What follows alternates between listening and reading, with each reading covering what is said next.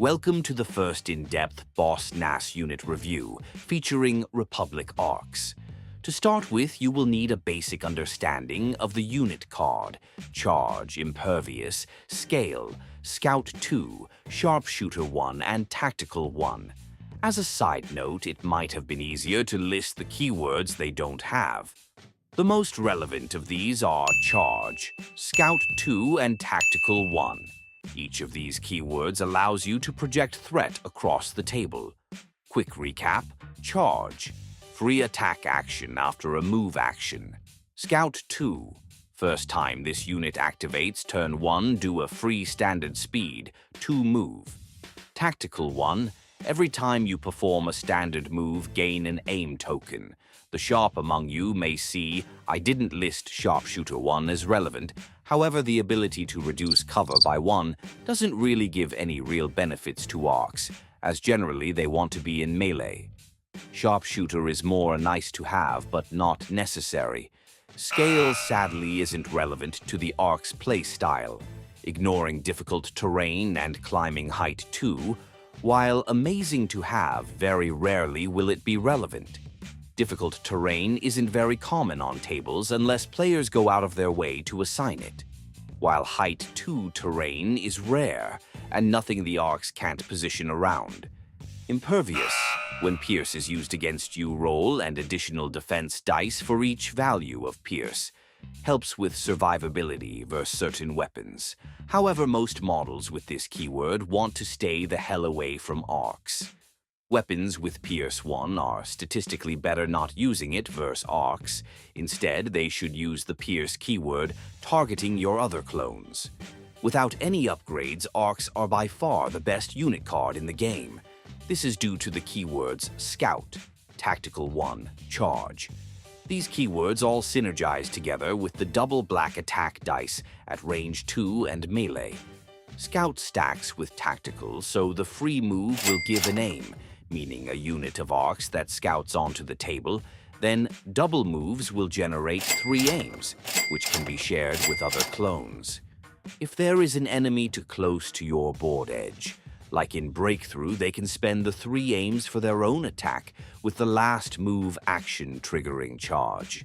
As we explore more in depth, you will see that while arcs can be very killy, they are more about threat projection and objective saturation. So, how many arcs do I take in a list? The answer is 3 normally, or 4 if you're playing the 501st Battle Force. The only situation where you would take 2 is you have invested in expensive units elsewhere, like Commandos, and don't have the points to spare. You should, however, be comparing those point investments against what an additional arc squad could give you. Hero Synergy. The best heroes to take with arcs are Anakin and Yoda, so we will cover them first. Anakin. Sky Guy's command cards offer nothing to arcs. Sure, you can use his 3-pip General Skywalker, but you are better off using it on your other clones. Anakin's synergy with arcs comes from his kill pressure and the command card. This is where the fun begins. If you reveal it pre-game, you gain prepared positions. Arcs move quickly up the table and can be out of position if played incorrectly or are prone to counter units. Anakin, by the virtue of being Anakin and having prepared positions from his command card, can bail out arc units just by outright killing anything in the game. This is made all the more easier if you take Burst of Speed, gaining Speed 3, which can be used with his 1-pip to move Speed 3 times, or by taking Force Push to throw units into or out of melee with arcs to protect them. Yoda. Yoda has 2 fantastic command cards for arcs. However, one has to be used. Turn 1 to be considered synergistic with arc troopers. First, let's look at Luminous. Beings are we, as it's the command card that has to be played. Turn 1 to be of benefit. Playing it turn 1 gives you full order control. You will want your last few activations to be all your arcs. This makes your opponent play around their threat range, while also not letting them counter-deploy many units to deal with the arcs. This will also allow you to place your arcs in defensive positions if you made an error with any of your other deployments. The added bonus of order control is if your opponent didn't respect your arc's threat range, you might be able to charge or shoot turn 1. Now on to There Is No Try command card. It is the most annoying card in the game for your opponent if you order ARC troopers with it. I highly suggest Battle Meditation on Yoda to allow you to give his order to another unit of ARCs, meaning 2 units of ARCs can benefit from the card. What you're really after here is the Relentless keyword. Relentless differs from charge in only one way. You can do a free shoot or melee attack after moving. Needless to say, this changes how arcs play entirely at any stage of the game, but it can be used turn 1 if you really feel like making your opponent sweat. The short of it is you can make 3 moves with Scout, have 3 aims, and then shoot at range 2 with at least 10 black dice. This means if your opponent moves onto the table with any unit, even in their own deployment zone, and you have 2 arcs with orders from this card on them, you can dump 20+ shots depending on your loadout on that unit. You can find more on this tactic in Arc Tactics section. Runner-up, Heroes Captain Rex and Obi-Wan Kenobi. Captain Rex: I heard you like Scout, so let's scout the rest of the army too. Rex's only card that arcs might use is the command card, Take That Clankers. Regrettably, this card is more defensive than offensive. You generally play this on arcs if they are on an objective, and can't move off it, allowing them to shoot at range 3 if they take an aim action. An important thing to note is that Tactical doesn't fulfill the requirements of the card. This means you must always take an aim action.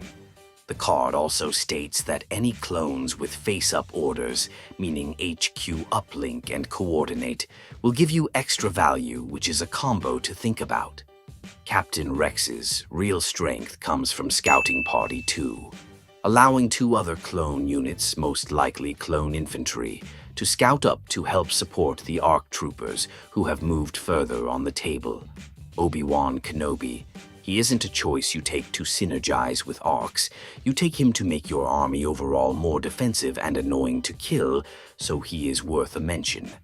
The short of it is that Kenobi's command cards give him green tokens, surges, and dodges mostly, which he then uses in conjunction with Guardian 3, tanking hits that would land on an ARC trooper at range 1.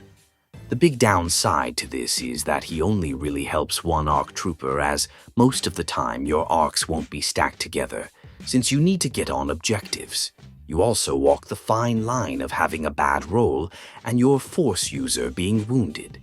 A special note here: Kenobi's Guardian shouldn't be dismissed when looking at a clone army as a whole, as it can make the clones frustratingly tanky.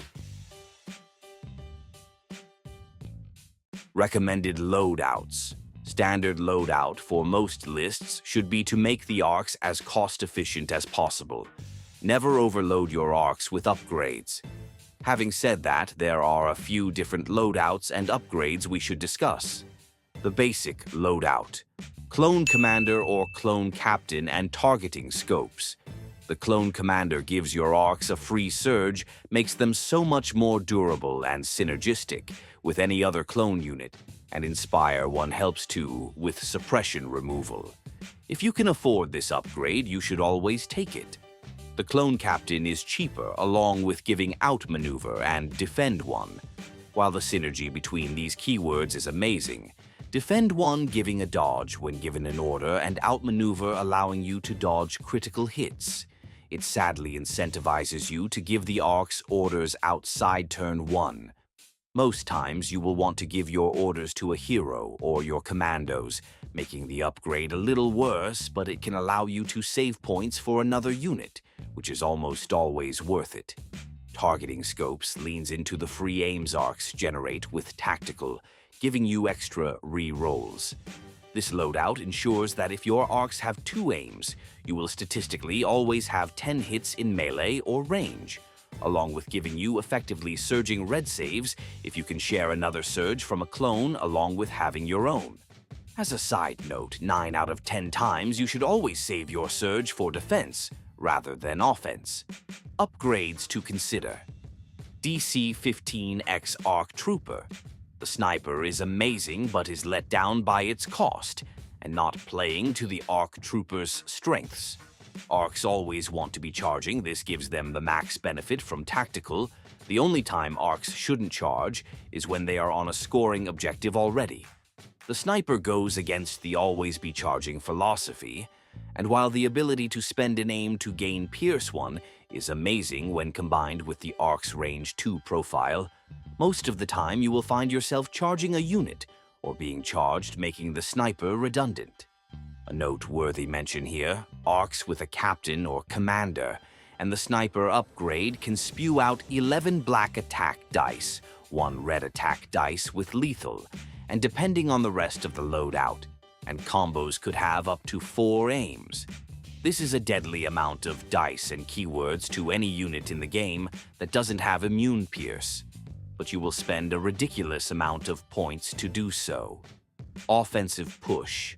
Another aim to share or to use is never a bad option, but keep in mind arcs with targeting scopes already guarantee 10 hits. This upgrade has 2 major drawbacks. You have to take the recover action to be able to use it again, and most time you will just be unable to spend the aim unless you go out of your way to share it to another unit. Into the fray speaks for itself. You're already in melee and close to enemy units, gain some more free surges to share or use. This upgrade is very strong if your enemy lets you utilize it correctly and can lead to some rage-inducing moments from your opponents, as your entire army can practically become surged to defend. Overwatch. Increasing your standby range is insanely strong. Turn 1 with arcs being able to scout, move, and then stand by, meaning only range 4 weapons can threaten that unit of arcs without triggering your standby.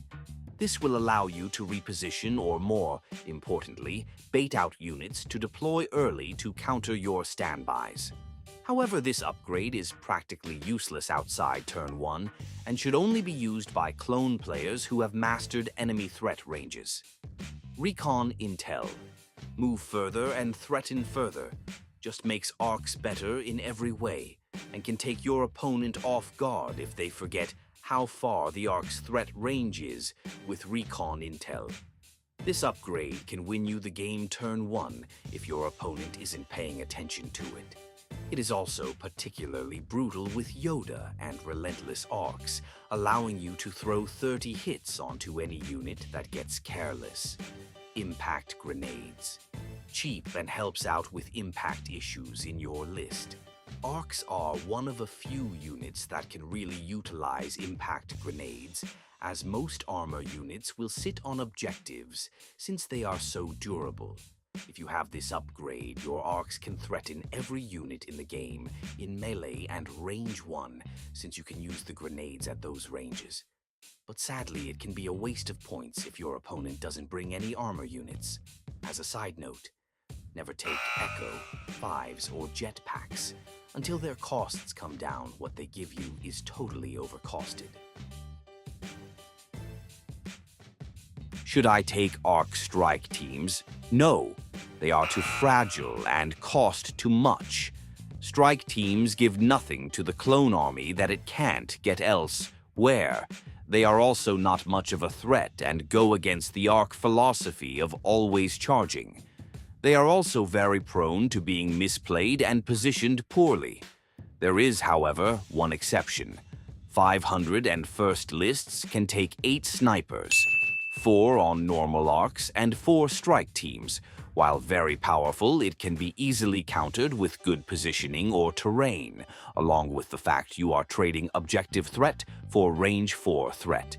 I recommend only experienced clone players or players who have mastered deployment turn 1 try this list. Arc Trooper Tactics. Turn 1, you want orders on your arcs. Holding arcs till your last few acts turn 1 will ensure that you can abuse any bad positioning that your opponent has made. It also stops your opponent counter-deploying units into your arcs.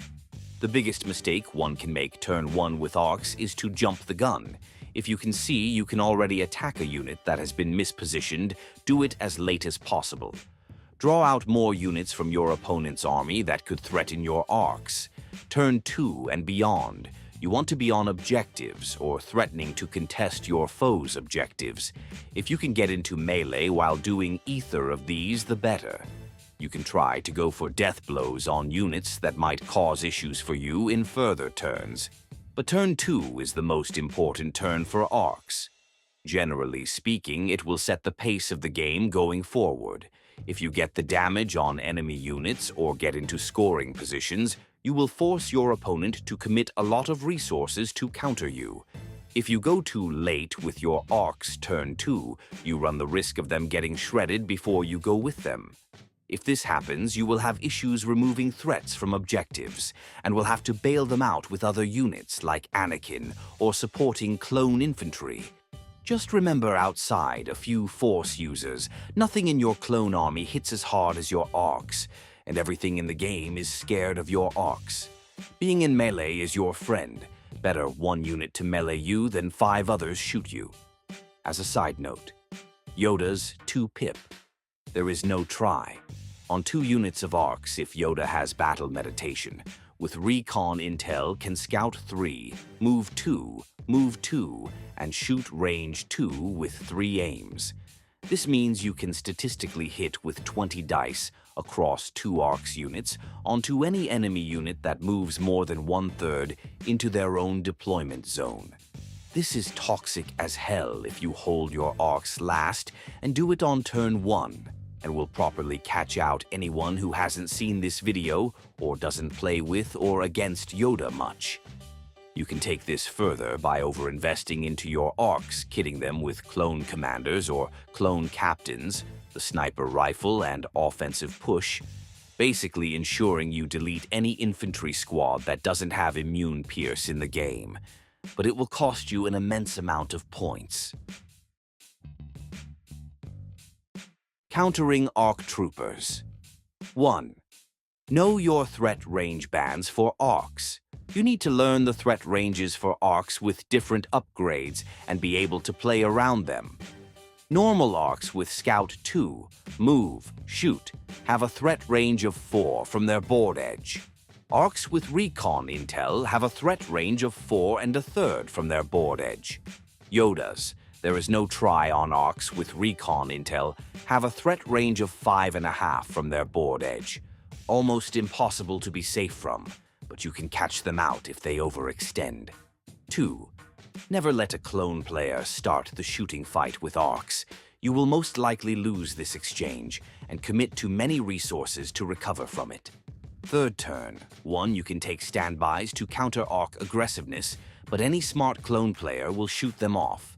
However, it is a good way to see where they intend to put their ARCs. 4. Abuse line of sight blocking cover wherever you can. 5. Never offer free shots to ARCs, and never give free charges turn 1, especially on breakthrough. Play a slower game. 6. To fight ARCs, you need to commit to kill them. For instance, ARCs with no cover, no surges, and no token sharing will need 10 hits on average to remove them. If they have any combination of the above defense or even added dodges, you can be talking about 20+ hits. 7. Catch them without stacking defensive bonuses. 8.